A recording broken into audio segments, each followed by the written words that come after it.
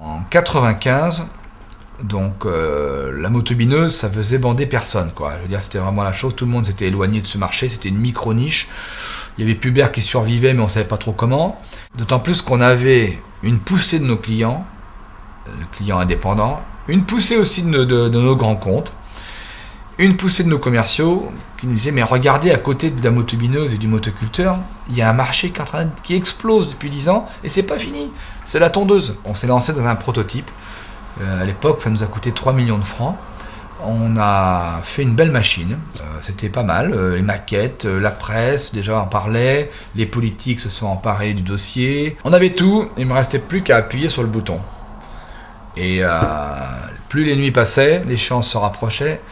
Je ne sais pas pourquoi, j'ai eu un doute. Et là, j'ai appelé Roger Couffin en lui disant « Roger, tu es venu nous voir il y a 2 ans pour un petit problème interne.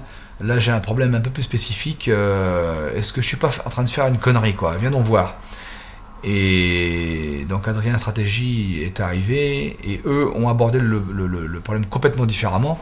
Ils n'ont pas écouté les clients, ils n'ont pas écouté les commerciaux.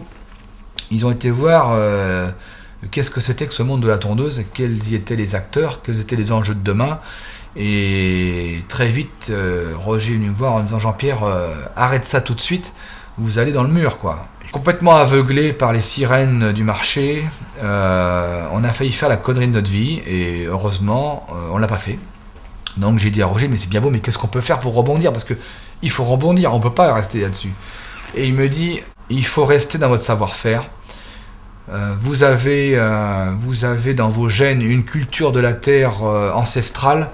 Il faut s'en servir et il faut réinventer la motobineuse. » On a essayé toujours d'être innovant. On a mis sur le marché une motobineuse révolutionnaire avec des commandes pneumatiques. On est en train d'écrire une belle histoire sur le plan mondial.